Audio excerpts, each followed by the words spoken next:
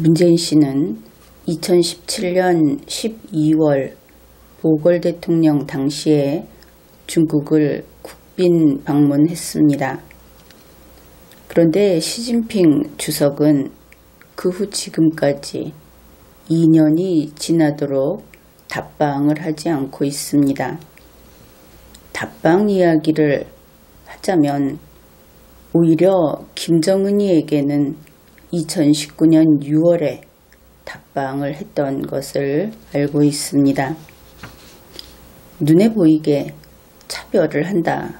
그것을 알 수 있죠. 더구나 북측의 김정은이는 대외적인 그 위상을 보더라도 그것이 국가다 하는 것이 완전하게 인정을 받지 못하는 그런 정권인데 이렇게 차별을 한다. 그런 겁니다. 그런데 그 강경화 외교부 장관이 중국의 왕이 외교부장을 초청을 했습니다. 이것도 뭐 종종 있는 일이라고 보겠는데, 그런데 이번에는 특이하게도 왕이 부장, 우리로 치면은 장관급이 되겠죠. 그쪽에서 2019년 11월 28일에 한국을 방문하겠다 하고 알린 겁니다. 그래 양쪽 그 외교부에서 이것을 브리핑을 했습니다. 이번 방한 일정을 보면은 11월 28일에 이것을 발표를 하고 12월 4일에 온다. 굉장히 촉박한 일정이다 하는 것을 알 수 있죠. 12월 4일에 강경화 외교부 장관을 면담하고 또 만찬을 한다. 12월 5일에는 문재인 씨하고 면담을 한다. 이것이 그 일정입니다. 그러니까 별것 아닌 장관끼리의 만남이니까 한 6일 남겨놓고 통지하는 것도 그럴 수 있다. 이렇게 보입니다. 문재인 씨와의 면담은 그것이 무슨 오찬도 만찬도 아닌 그냥 잠시 인사하러 들르는 것이니까 그렇게 볼 수 있다. 그런데 그것은 그렇다 치더라도 중국 대사관이 또 여기에서 갑질을 하기 시작을 했습니다. 12월 3일에 한국에 있는 한 100여 명의 친중 인사들, 저명 인사가 되겠죠. 그들에게 모레 12시에 오찬회를 한다. 바쁘더라도 참석해달라. 이러한 통지를 뿌렸다 하는 뉴스가 나왔습니다. 그러니까 12월 3일에 이런 것을 냈으니까 내일 아니고 모레의 일정을 바꿔버려야 하는 그런 것이죠. 그러니까 이런 식인 겁니다. 모레 한국의 전직, 현직 국회의원, 고위 관료, 기업인, 언론인 등 친중 인사 100여 명을 운동장에 집합해라 하는 그 명령이 떨어진 셈이다. 이것을 알 수 있는 것이죠. 12월 3일 하면은 우리 한국에서 사회생활을 하는 사람이라고 한다면은 누구든 일정이 이미 꽉 찬 그런 시점이라고 하겠습니다. 12월 3일이면 어디 예약도 하기 어렵고 그런 것이죠. 그런데 우리 한국의 친중 인사 100여 명이 졸지에 중국 장관의 일정에 맞춰야 하게 그렇게 되어 버렸습니다. 더구나 이때쯤이면 전 현직 국회의원, 그러니까 더불어민주당 같은 경우에는 아주 심각한 상황이다. 패스트트랙 일정이 지금 있어서 다른 어떤 것도 거기에 앞설 수 없는 이런 때인데 이제 그거 다 두고 밥 먹으러 가야 하는 겁니다. 그것도 점심 먹으러. 왕이 앞에 끌려나가기 위해서 그런 바람에 국회를 포기해야 하는 그런 일이 생기는 것이죠. 그러면 이것이 무엇인가? 결국 중국이 한국에까지 그 독재의 그 권력을 휘두르고 있다. 그것을 보여주는 겁니다. 물론 중국 대사관은 이런 말을 했습니다.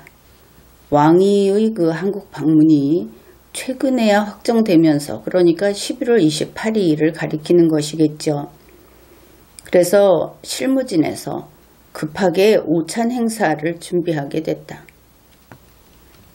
그러면은 사정이 그랬구나. 이래서는 안 되는 일입니다.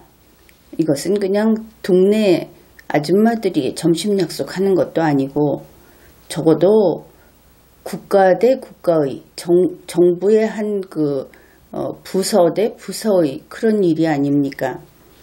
여기에서 우리가 중국이 후진국이다 하는 것은 알고 있었지만, 적어도 왕위 정도 되는 그런 급의 인사도 의사결정을 이렇게 졸속으로 하는구나.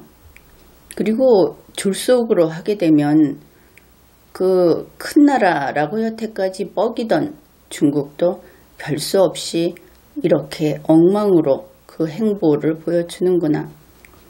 결국 중국 정부, 중국 대사관이 모두 삼류구나 하는 것을 알게 됩니다. 시일이 촉박했다 하는 변명은 그야말로 삼류나 하는 변명이다. 그런 겁니다. 만일 시일이 촉박하면 오찬을 안 하면 되고, 또 오찬을 해야 하면 더 일찍 결정을 하면 되고, 능력이 있는 사람은 시간이 없었다. 어쩔 수 없었다. 이런 비굴한 그리고 불명예스러운 이런 변명은 하지 않는 겁니다. 그 다음에 왕위 부장에게 해둘 말이 있습니다. 중국은 지금 문자도 그저 간체자를 쓰는 그렇게 현대화된 그런 국가가 되었습니다. 우리 대한민국은 중국과는 다른 문화국가인 것이죠. 그래서 우리가 알고 있는 덕을 한 가지 이야기하고자 합니다. 예로부터 이 동양에서는 순리라는 것을 대단히 중요하게 여겼습니다. 그 순리를 따른다 하는 것은 원숙함을 나타내기도 하고, 그것이 세상을 온화하게 또 화합하게 이렇게 하는 그런 이치이기도 한 겁니다. 왕이 씨 측에서 늦게 출발을 한 경우, 지금처럼 일정이 촉박하다 하는 이런 경우에는 당연히 나에게 흠이 있으니까 이렇게 왔다가 빈손으로 돌아가는 헛걸음, 이것을 감수해야 하는 것이죠. 그것을 받아들이는 것이 순리라는 겁니다. 이 경우에 상대편에게 호의를 구걸하면 안 됩니다. 그런데 왕이 씨 측에서는 호의를 구걸하는 것을 넘어서서 호의를 강요하고 있는 겁니다. 이건 왕서방도 하지 않는 짓이다. 이렇게 말할 수 있는 것이죠. 그래서 중국의 그 대단하다 하는 왕위 부장을 이제는 왕서방이라고 불러야 하겠다. 그런 생각을 했습니다. 우리의 문재인 씨, 그는 국내외적으로 매우 궁색한 그런 형편에 있는 것이 분명합니다. 그런 궁색한 문재인 씨가 12월 4일 일정을 통째로 다 비웠다. 이런 뉴스가 나왔습니다. 아마도 이 왕서방 맞이를 위해서 목욕 재개하고 분단장 하느라고 그러는 모양이다. 이런 생각도 듭니다. 이번에 왕서방이 왔을 때 문재인 씨는 또 새로운 꿈을 꾸는 것이죠. 그런 면에서 문재인 씨는 아무래도 참 꿈 많은 소년 같은 그런 철없는 아이 같은 그런 면이 이 연말에 또다시 보인다. 그렇게 생각을 합니다. 문재인 씨의 꿈은 이렇습니다. 왕서방이 이번에 오고 그러면 왔을 때 극진히 잘 대해주고 중국의 입맛을 맞춰주는 것이죠. 그러면은 얼마 안 있어서 계획이 지금 되어 있는 한중일 정상회의에서 또 중국의 입맛을 맞춰주는 겁니다. 그러니까 이 두 가지를 일종의 떡밥이라고 보면 되겠죠. 낚시를 할 때 떡밥이다. 이쪽에서 해주는 것이 떡밥이 아니고 중국에서 와주는 것이 떡밥이다 하면서 지금 그 낚일 생각을 잔뜩 하고 있는 겁니다. 그러면은 다음에 덥석물 미끼는 무엇인가? 그것은 2020년 4월 총선 전까지 시진핑이 방한하는 겁니다. 이런 꿈을 꾸고 있다. 그러면 왜 시진핑 방한을 2020년 4월 이렇게 잡았을까? 그것은 물론 그 외교 일정을 보면은 알 수 있습니다. 2020년 봄에 중국의 시진핑 주석은 일본 방문을 하기로 되어 있기 때문입니다. 그러면 여러분도 눈치를 챌 겁니다. 우리는 이미 이런 것을 경험한 적이 있기 때문입니다. 2019년 봄에 한 5월쯤이라고 생각을 하는데 시진핑, 트럼프, 푸틴, 마크롱까지 놓고 저울질을 하면서 문재인 씨 자기 좋은 대로 오는 시간표까지 짜가면서 너는 앞에 와라, 너는 뒤에 와라, 너는 돌아가는 길에 와라 이러면서 일본 가는 길에 혹은 일본 갔다 돌아가는 길에 들러달라 했던 그 작전의 재탕이다 하는 것을 알 수 있는 것이죠. 그런데 이번에는 상황이 좀 다르다. 물론 이번에 왕서방이 오는 것을 왜 떡밥이라고 했느냐. 중국이 야심이 있어서 오기로 한 것이다. 그것을 알 수 있기 때문에 그렇게 보는 겁니다. 그런데 정말 이렇게 떡밥이 왔을 때 아주 좋아하면서 중국의 입맛을 맞춰준다고 했는데 그러면 중국 입맛 맞춰준 문재인 씨를 그 반대편에서 그냥 그대로 둘 것인가? 이것을 잊고 있는 문재인 씨다 하는 겁니다. 미국과 일본은 시계를 거꾸로 돌리는 방법을 써서라도 문재인 씨의 꿈 이루어지지 않게 하겠죠.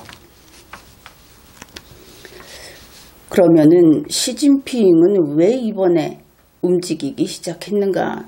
그것은 바로 시진핑이 자신의 꿈인 세계제국 원 차이나 이것을 위해서 사실은 중국 형편이 그렇게 좋지도 않다 하는 것을 알고 있는데 시진핑의 경우에도 이것을 하나의 그 난국을 뚫고 나가는 돌파구로서 좀 큰 것을 움직여서 오히려 그 위기를 벗어나려고 한다 이렇게 보이는 면이 있습니다. 왜냐하면 2019년 11월 5일에 시진핑 주석은 5가지 조치라는 것을 발표했습니다. 그것이 아주 야심찬 것인데 실제로 중국의 사정이 그렇게 좋지는 않아서 이것이 공허하다 그렇게 볼 여지가 있는 것이죠. 결국 허약한 그리고 비겁한 그런 조물아기들만 좀 움직일 수 있는 것이 아닐까 이렇게도 보입니다. 그가 말한 5가지 조치는 이렇습니다. 첫째, 시장 개방을 지속적으로 확대한다. 둘째, 개방 구도를 지속적으로 완비화시킨다. 셋째, 비즈니스 환경을 지속적으로 최적화시킨다. 넷째, 다자, 양자 간 협력을 지속적으로 심화시킨다. 다섯째, 1대1로 공동건설을 지속적으로 추진한다. 이것이 단지 중국만의 일이 아니다 하는 것을 알 수 있을 겁니다. 즉 주위에 있는 휘둘리는 그런 국가들을 자기네 마음대로 이렇게 움직이겠다 하는 종주국 마인드, 종주국의 심리, 그것이 들어있다. 그것이 보이죠. 그런데 이러한 5가지 조치, 이것은 현재 세계의 잘 사는 동네에서는 이거 다 싫어하는 겁니다. 그리고 시진핑은 같은 2019년 11월 5일에 3가지 구상을 제기한다. 이런 것을 밝혔습니다. 첫째는 개방되고 협력하는, 둘째 개방되고 혁신하는, 셋째 개방되고 공유하는 글로벌 경제를 함께 건설한다. 그냥 아주 착하게 보면은 중국이 무엇을 한다 이렇게 보이지만 그것을 그의 야심까지 살펴본다면은 결국 주의를 좀 들쑤셔서 자기들이 영양분을 빨아먹겠다 하는 것을 알 수 있죠. 이것 역시 세계의 잘 사는 동네는 다 싫어하는 겁니다. 결국 우리가 자주 듣던 중국 우산 안에 들어와서 중국을 위해서 일해라. 1대1로도 마찬가지였죠. 1대1로에 일찍 힘에 붙여서 들어간 나라들은 빚을 잔뜩 졌다. 그것 때문에 곤란해지고 있다 하는 뉴스를 봤을 겁니다. 그래서 이런 뜻이 된다. 우리 한국을 향해서는 부자 나라하고 손을 끊고 가난한 동네로 옮겨와라 하는 결국 그런 이야기가 된다. 이번에 왕서방이 온다고 해서 한국의 화장품 업계들은 아주 즐거워하고 있다고 하죠. 그런데 화장품 좀 팔겠다고 임시 푼돈은 돌 겁니다. 그러나 그것은 눈속임에 지나지 않는 것이다. 왜냐하면 대한민국 경제의 대들보는 이미 무너져 내리고 있기 때문에 이것을 잊지 말아야 하겠습니다. 어떻든 왕서방이 오고 이 떡밥 끝에는 미끼가 오겠지, 시진핑이 오겠지 하는 이 문재인 씨의 꿈, 이것은 이루어지기 어렵기도 하지만 만일 이루어진다 하면은 문재인 씨 자신이 죽을 것이다. 이것을 또 알아야 하는 겁니다. 중국의 입맛을 맞춰주게 되면 미국, 일본, 영국, 호주, 대만까지 또 많이 있죠. 이런 세계의 우방들, 친구들과 적이 되기 때문입니다. 게다가 이번에 온 왕서방은 중국이 한국의 종주국이다. 사실은 우리가 말만 하면 따르지 않을 수 없다 하는 것을 보여주고 싶어 할 겁니다. 사드라든지 지소미아 또 기타 여러 가지 지금까지 중국이 우리에게 내정 간섭에 가까운 그리고 친북적인 그런 요구를 해왔던 것은 여전히 그대로 할 겁니다. 그런데 또 하나 우리가 신경 써야 할 것은 왕서방이 이번에 와가지고 문재인 씨에게 한국에서의 홍콩 지지를 막아라. 대만 지지하는 것도 안 된다. 이렇게 하면 어떻게 할 것인가? 이것은 단지 사소한 문제가 아닙니다. 중국이 하나의 중국이라고 하는 것이 먼저 세계제국으로 나가는 아주 중요한 디딤돌이기 때문에 여기에 대해서는 온갖 비난을 감수하면서 강하게 그렇게 무지막지하게 밀어붙이고 있다 하는 것이죠. 그러면 문재인 씨는 대학을 통제할 겁니까? 왕서방이 원하는 게 바로 이거라면 그때는 어떻게 할 것인가? 뭐 대단한 국가적인 정부가 움직여서 제대로 할 수 있는 일도 아니고 개인인 국민들을 건드려라. 그러면 어떻게 할 것인가? 역시 삼류 문재인 씨는 반드시 폭망하는 숙명이다. 이것을 알 수 있습니다. 이번에 보면은 떡밥은 있을 것이다. 그러나 미끼는 안 먹여줄 것이다 하는 것을 알 수 있죠. 시진핑이 안 온다. 오면은 뭐 이례적인 겁니다. 우리 그 리걸마인드 연구소 강의를 듣고 시진핑이 오기를 부려서 온다면 오는 거죠. 아무튼 정상적으로는 이렇다. 미끼는 없다. 그럴 경우에 문재인 씨가 떡밥의 값을 과도하게 지불하면 안 될 것이다. 그러니 그것도 잘 계산을 해야 할 것이고, 그리고 떡밥의 가격을 지불하게 되면 그 하는 만큼 반드시 미국에게 매타작을 당하게 될 거다. 이것도 또 계산을 해야 할 겁니다. 돌이켜보면 문재인 보궐 대통령 때 북경에 가서 혼밥했습니다. 그것도 대통령이라고 믿고 따라간 수행 기자들이 얼굴에 피가 날 정도로 얻어맞았고 병원에 입원하고 이렇게 됐습니다. 그런데 지금 한국 땅에서는 중국 유학생이 한국 학생에게 성희롱을 하고 대자보를 찢어버리고, 이러니 또 대학은 거기에 맞춰서 대자보를 붙이지 말라고 하는 이런 기가 막힌 세상이 되었습니다. 사이버 테러뿐 아니라 길거리에서 기습적으로 동전에 얻어맞는, 그리고 또 위협에 우리 대학생들이 시달리고 있다. 그런 것이죠. 이런 사태에 대해서 중국 대사관은 나서서 한국 땅에서 중국의 주권을 주장하는 그런 망발까지 했습니다.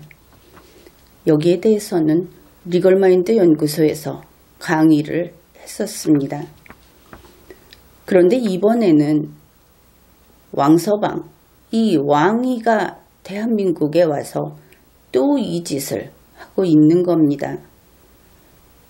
한국 땅에서 내로라 하는 100여 명을 낙점해서 일제 소집을 한 겁니다. 이렇게 한국의 영토에 중국인 왕위의 발자국을 새겨 놓을 겁니까? 문재인 씨는 어떻게 하려고 일을 이 지경으로 만드는 겁니까? 지난번 문재인 보궐 대통령이 중국에 갔을 때 왕이가 문재인 씨 어깨를 툭툭 쳤습니다. 그런데 이번에는 그 왕서방이 한국 영토에 와서 하는 이런 짓은 문재인 씨 당신의 머리통을 갈기고 있는 것이다. 이것을 인식해야 하는 겁니다. 물론 우리 국민들은 문재인 씨 당신을 좋아하지는 않습니다. 문재인 씨도 그것은 알고 있겠죠. 그렇기는 하더라도 우리 국민들은 또한, 명예심이 높은 우리 국민들은 문재인 씨가 왕서방에게 그런 취급받는 거 원하지 않습니다. 문재인 씨가 대통령의 의자에 앉아 있는 한 우리의 조국, 대한민국이라는 국가의 체면을 지켜주십시오. 지금까지 리걸마인드 연구소였습니다.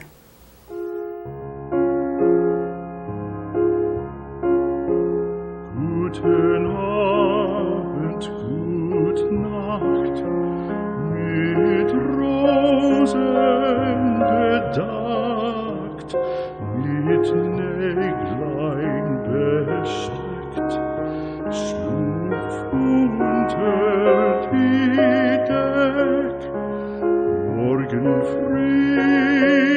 wenn Gott will, wirst du wieder geweckt. Morgen früh, wenn Gott will, wirst du wieder geweckt.